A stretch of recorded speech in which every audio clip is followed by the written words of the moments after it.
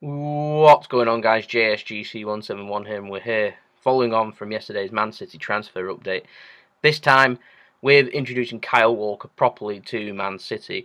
Now, with all major transfers in and out of Man City, I'm going to do a video with an introduction or a thanks for being there video, and then leaving showing any potential clubs that are signing Man City players, what the player is capable of, and their best bits. And this Kyle Walker one is no different from his time at Tottenham with England, Villa and Sheffield United also, if the video footage does include any of them.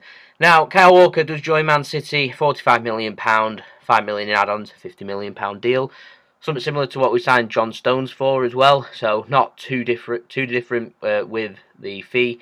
And both English, both play for Premier League clubs, seems to be the going rate, which is a tad expensive, but, you know, Premier League prices are starting to come into effect, English player prices are starting to come into effect.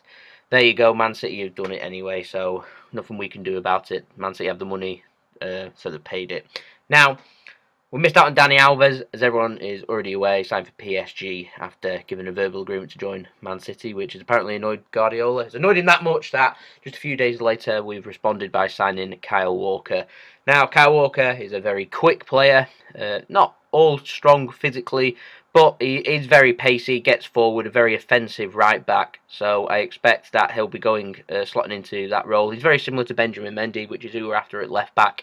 They like to get forward, put balls into the box and get into the attacking areas. So I imagine that they need to develop some kind of defensive strength into their game, Mendy and Kyle Walker, to try and improve. But Kyle Walker is one of them players that has good games, he has bad games just like all other players. So we'll have to wait and see how he does for Man City. But it's nice to have a right back that can get forward, attack, and has a lot of pace. Now, Zabaleta has never been played with pace, so we've never really had that. Sanya is a very defensive thinking right back, so it's nice to have someone who can get forward. He's very quick, and it, you know, causes a lot of teams, particularly when they're on the back foot from defending, with his pace, that he'll stick to the wings, and it'll allow also that whoever's playing on the right wing to maybe cut in and join up in the attack. So I should imagine it'll suit someone like Raheem Sterling to be able to get forward and get into the box more, and knowing that you've got the overlap to Kyle Walker, which will be happening a lot. And it also suits Leroy Sané's game for Mendy to sign as well. So it's starting to make sense. It's starting to look good for Man City's defence now. But I do feel like we're just a little dash away from actually having a complete defence. I mean, we do need cover for Kyle Walker. We've got no cover. Only Fabian Delph, Fernandinho, and perhaps John Stones, if needed, can cover in the right-back spot. So maybe whether we're going to go out there and sign another right-back, that remains to be seen. But Kyle Walker will be Man City's first choice right-back. He doesn't need settling into the Premier League, which is a massive bonus for Man City, and he will probably turn out to be a good signing for me, in my opinion. He's probably England's best right-back, and I'm sure he'll do very well with us at Man City. Now, we just want just to sort out a little bit of the defensive problems for Man City. We're looking for a bit of cover at left back as well, even if we do sign Benjamin Mendy. So I'm expecting us to sign at least two more full-backs, Mendy being one of them, and somebody else, either cover at left back or right back. And then we'll be set. Be interested to see if Pablo Maffio ends up staying at Man City, to see if he'll be cover for Walker or not, or whether he ends up going out on loan like he did last season, which is what will probably happen to him this season. So Kyle Walker might not have a lot of competition or solid competition for his spot, so he can really make the right back position his own. I expect him to flourish, doesn't need to settle into the Premier League. He's already played in the Champions League with Tottenham. He's been at Tottenham for ages. He's watched Tottenham go from a team that's been trying to establish themselves and win trophies into a team that's comfortably now into the top four of the Premier League, playing some lovely football under Pochettino.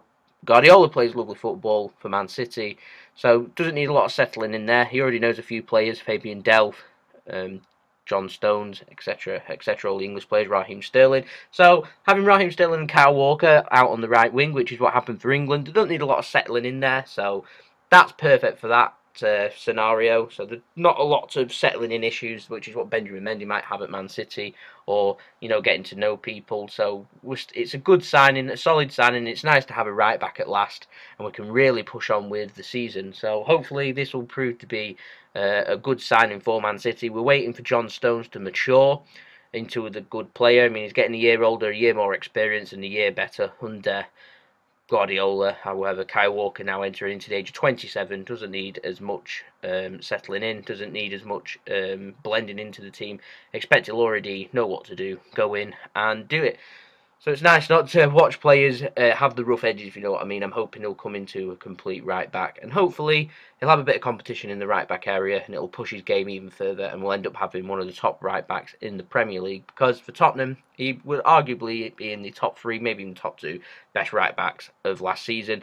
Obviously in the Premier League team of the season for right backs, and Man City's got to nab them up. Good signing overall for Man City. I'd give it a solid 7 out of 10, and I'm looking forward to seeing what Kyle Walker can do in pre-season, and I'm hoping he'll show everyone how good of a right back he is. Just hoping he doesn't get injured. That's the only problem here. So I imagine injuries might have a telltale on what Man City do in the future of this transfer market between now and the end of August, where I should imagine someone in our defence will get injured, and that might hamper the transfer policy for Man City towards the end of the window. So we'll see you again for the next video, which will hopefully be Benjamin Mendy's welcome one, which is meant to be completed soon. If not, we'll probably do a Hart exit because he's closing on his loan move to West Ham. So I hope you'll enjoy the video. Don't forget to like and subscribe if you wish. It's been JSGC 171. Hope you'll have a nice day. Peace. Ciao for now.